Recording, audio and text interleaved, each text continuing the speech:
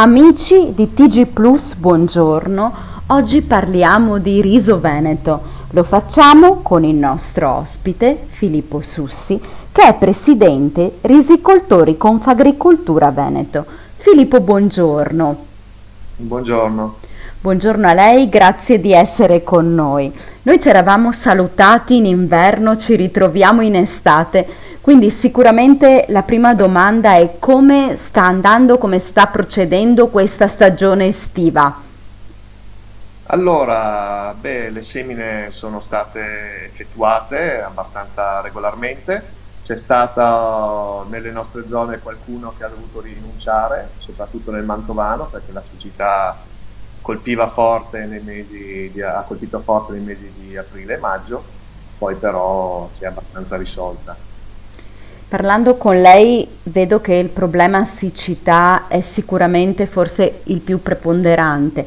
Parlando con suoi colleghi di altri settori evidenziavano anche il problema della difficoltà a reperire forza lavoro. Questo riguarda anche il settore del riso. Il settore del riso si lega al settore agricolo, quindi è un settore a forte deficit di manodopera.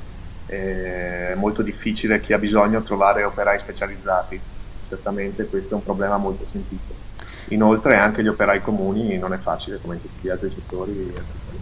Mi dicevano che soprattutto negli ultimi anni è diventato veramente un problema quotidiano, così come anche in altri settori evidenziavano il problema del costo, proprio di rivendere poi il prodotto a prezzi, diciamo, concorrenziali che di fatto per molti aspetti sembrano quasi imposti.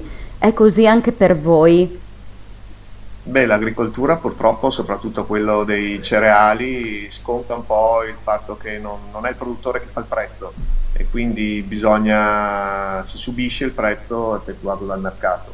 Adesso il prezzo del riso è molto alto, è stato molto alto fino ad oggi per motivi contingenti legati sia alla siccità che alla mancanza di prodotto.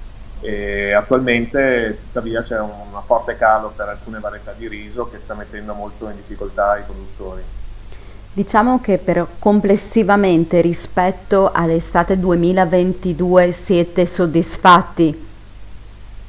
Rispetto all'estate 2022 diciamo che non vi è quel problema idrico forte che c'era l'anno scorso. Adesso solo in alcune zone del Veronese ho avuto notizie di dei gravi problemi idrici che tuttavia sono stati risolti proprio negli ultimi giorni per le piogge che stanno colpendo il Veronese. La situazione è migliore, ma insomma bisogna sempre stare con gli occhi all'insù. È così l'agricoltura.